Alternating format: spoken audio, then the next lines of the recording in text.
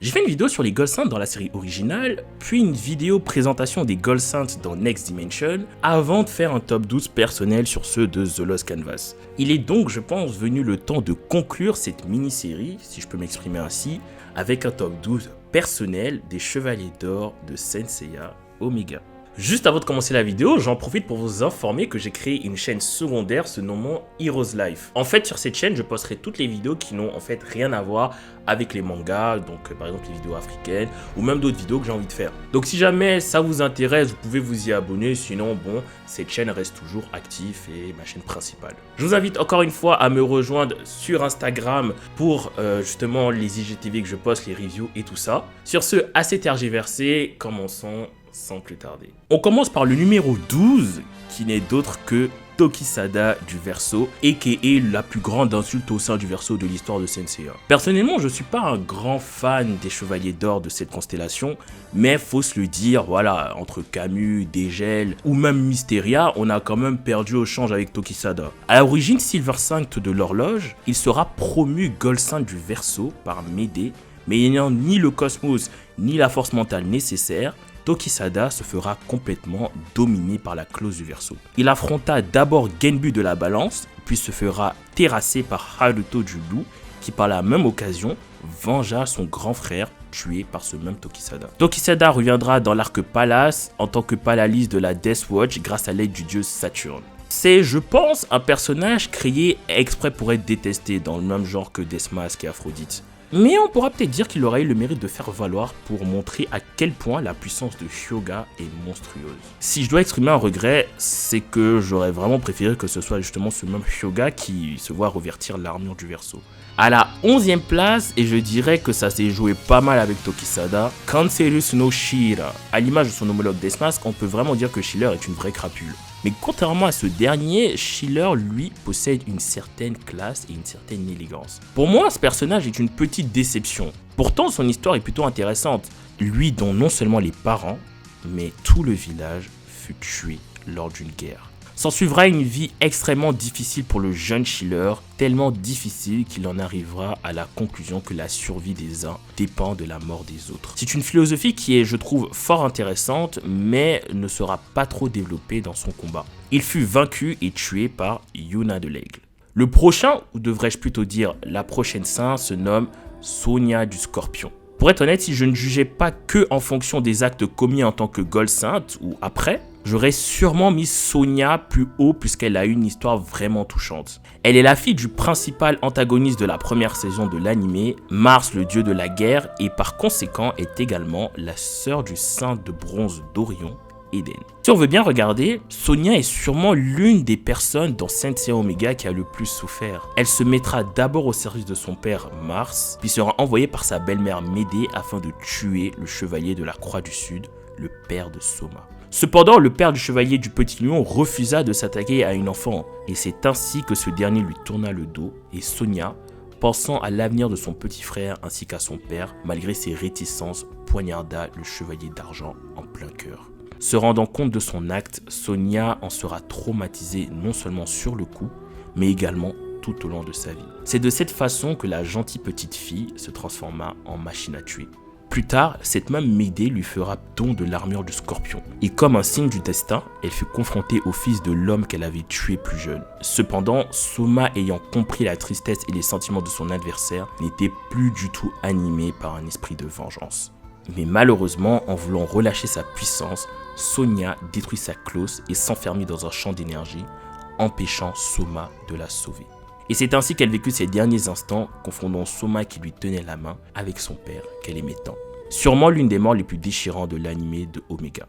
Bon, 9e position, Ionia du Capricorne. Ionia est le saint ayant succédé à Shura juste après la bataille contre Hadès. Et j'espère que vous êtes contents, j'ai pas dit Hadès, j'ai dit Hadès. Mais c'était également le Gold Saint qui l'a précédé. Ionia, comme dit dans la légende, est l'un des saints les plus fidèles à Athéna. Il aimera sincèrement Saori, allant jusqu'à former des disciples d'une façon très dure. Même s'il ne pensait pas à mal, les élèves ayant marre de ce dur entraînement se révoltèrent et Ionia, pris d'une immense colère, exécutera tous ses élèves sans exception. Comprenant la hauteur de son crime, Ionia se déchut lui-même de son titre de saint et s'enferma dans une prison. mais par sa miséricorde, Athéna le libéra et lui confie l'école des saints. Lassée de voir sa déesse bien-aimée souffrir, Ionia trahit Saori afin que cette dernière soit affranchie de toute charge et de toute préoccupation. Son pouvoir lui permet en fait de contrôler des objets, des choses et même aussi des humains. Il peut également s'octroyer une force surhumaine et il sera vaincu et tué par Koga de Pégase. On enchaîne avec cette fois deux saints, Paradoxe et Integra des Gémeaux, que je vais considérer comme une seule et bonne personne ici. C'est, je pense, la première fois dans un top personnel que je mets un saint des Gémeaux aussi bas. Pourtant, je ne les trouve pas spécialement mauvaises, qu'on se le dise, mais c'est surtout que comparé aux autres qui arrivent, je ne pouvais pas les mettre plus haut qu'à cette place. Enfant, Paradoxe était souvent détesté, voire crainte à cause de son pouvoir de prédiction. On lui a toujours préféré sa cadette Integra. Ce qui est intéressant ici, c'est qu'on a affaire au contraire des cas habituels. Là où dans les autres Saint Seiya, l'aîné est souvent adulé, presque comme un dieu, et le cadet considéré comme le mal absolu, ici, malgré le fait que ce sera Paradoxe qui sera choisi pour être Gold Saint des Gémeaux, il est dit que Integra était beaucoup plus aimée et appréciée qu'elle. Paradoxe fut sauvée par Shiryu étant petite et de ce fait tomba amoureuse de lui. Elle qui n'avait jusque-là jamais été aimée par quiconque avait enfin trouvé quelqu'un qui se souciait d'elle. Malheureusement pour elle, l'homme qu'elle aimait n'était plus un cœur à prendre et c'est ainsi qu'elle s'est pris du fils de cet homme, Ryuo, homme qui gagnera contre elle lors de leur combat. Refusant de se soumettre à Athéna, elle sera enfermée au cap Sunyon et se verra prendre sa place par sa cadette Integra.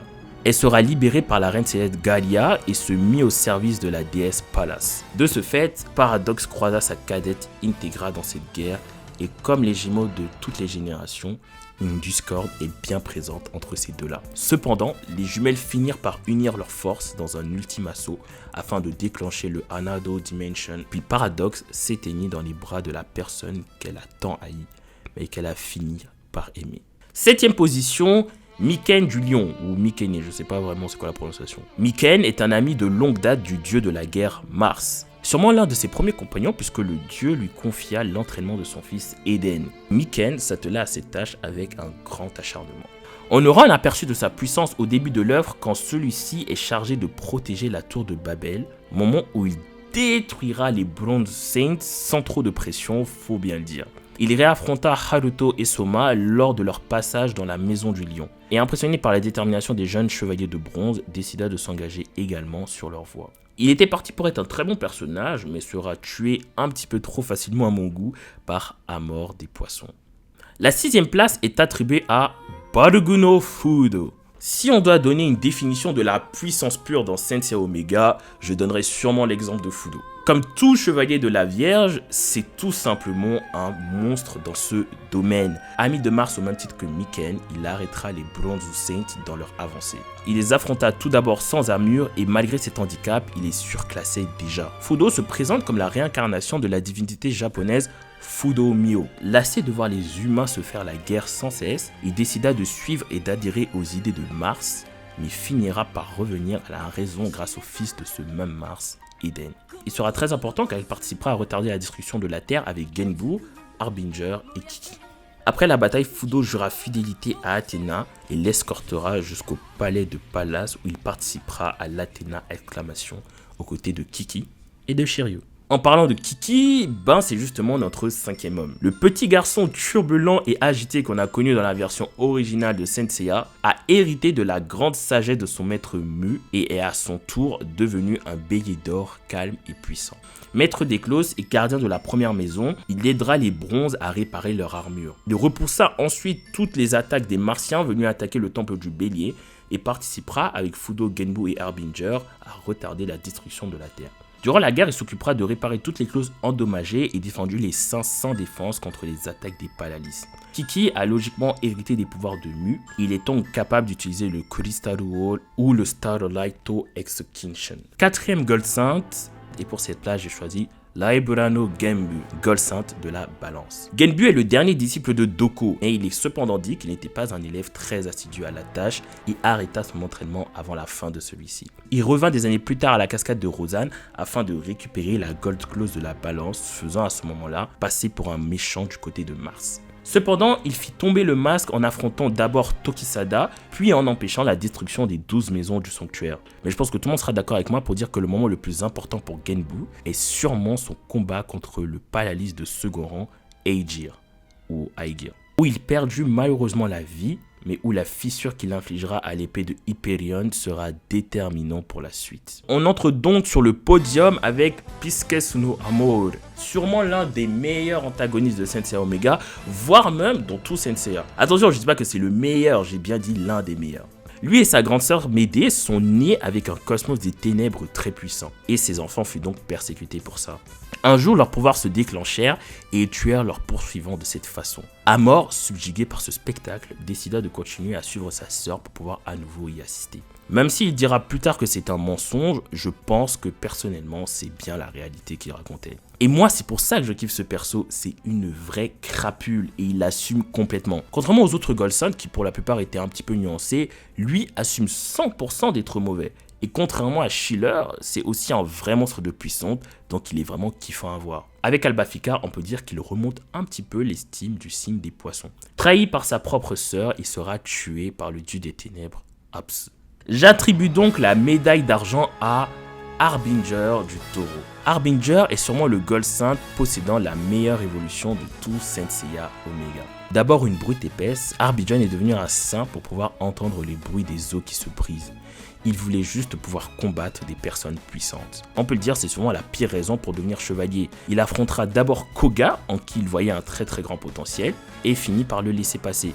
Il ira ensuite soutenir Kiki dans son combat et empêcha la destruction de la Terre avec ce dernier. Mais là où il a le plus évolué, c'est clairement dans la deuxième saison. Il est d'abord chargé de garder l'armure d'Athéna, tâche qui normalement revient au pop, mais sera aussi chargé de la protection de Saori, ce qui est un énorme gage de confiance. Même si pendant longtemps il fut mine d'être insensible à ces différentes considérations, il donnera son maximum pour protéger la déesse durant la guerre contre Pallas. Son apogée viendra lors de son combat face à Titan, combat où il prit la décision de s'engager sur une autre voie, la voie de l'amour et de la justice. Le garçon immature qui revêtait sa clause et se battait pour briser des os a finalement été promu au rang de grand pop. Et vous l'aurez donc deviné, la première place revint à Sagittarius no Seiya. Au fond, celui qui, peut-être parmi tous, représente le mieux ce que doit être un saint. Un soldat au service de sa déesse, ne reculant devant aucun adversaire. C'est pour moi le saint qui mérite le plus son titre de chevalier d'or dans Saint Seiya Omega. Après toutes les péripéties que lui et ses frères ont endurées, il est enfin récompensé de sa loyauté à travers cette promotion. Mais la plus belle chose, c'est surtout qu'à travers cette armure, il est en quelque sorte l'héritier de la volonté d'Aiolo, son prédécesseur. Et comme à son habitude, dans Omega, il participera à sauver le monde. Il protégera d'abord Saori et Koga de Mars à plusieurs reprises, mais il servit surtout à montrer aux autres saints la voie vers l'Oméga. Même si au final c'est Koga qui terrassera chaque ennemi important, on peut toujours sentir l'influence de Seiya dans le comportement de ce dernier, ou même dans l'œuvre en général. Comme un signe que quel que soit le héros de la série, il s'agira toujours de l'histoire du chemin tracé par le saint nommé Seiya. Et voilà, on arrive à la fin de cette vidéo. Et du coup, j'aimerais en profiter pour dire 2-3 petits trucs. Il arrive souvent que dans les commentaires de mes vidéos, on me reproche certaines prononciations par rapport à certains noms. Et du coup là, je vais essayer de m'expliquer un petit peu pour que vous compreniez pourquoi est-ce que je fais ça de temps en temps. En ce qui concerne mes vidéos de Naruto, vous avez remarqué que je prononce pas Yuga mais Hyuga et je prononce pas Hinata mais Hinata. Et faut savoir que je suis pas du tout le type de personne qui va faire la police des prononciations, c'est-à-dire oh là là, moi je suis trop japonais, je suis trop un fan du manga, du coup je prononce comme les japonais. Par contre, dans mes vidéos, je m'efforce à utiliser les prononciations originales, une prononciation, oui c'est ça. Parce que dans la plupart des cas, c'est la bonne prononciation et c'est la prononciation que l'auteur a voulu donner en fait au nom du personnage. Et pour moi, du coup, quand je fais une vidéo, j'essaye de prononcer correctement. Parfois, je le fais pas tout le temps, en plus, c'est vrai. Mais j'essaye de le faire correctement et c'est pour ça. Et je ferai sûrement une vidéo en partenariat avec un abonné qui parle japonais sur justement les noms dans Naruto. Je sais que ça avait été fait par DB Time sur Dragon Ball. Et du coup, je pense que ça peut être intéressant de faire ça. Mais par contre, en ce qui concerne des noms comme Hades, Athéna, etc., c'est vrai que je prononce à la japonaise, mais ce sont des noms grecs, donc c'est pas la prononciation originale et je le sais très bien. C'est juste que je préfère prononcer comme ça parce que c'est dans le style de la chaîne. Encore une fois, c'est pas que voilà, c'est comme ça qu'on prononce ou c'est pas que je veux me jouer les puristes, c'est juste que c'est dans le style de la chaîne.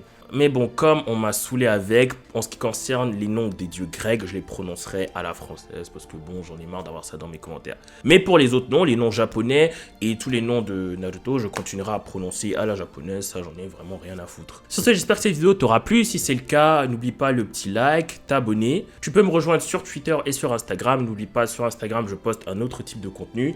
Et sur Twitter, viens, ça peut être sympa. Pour les intéressés, j'ai ma nouvelle chaîne en description, Heroes Life. Prenez soin de vous, portez-vous bien, c'était Hero.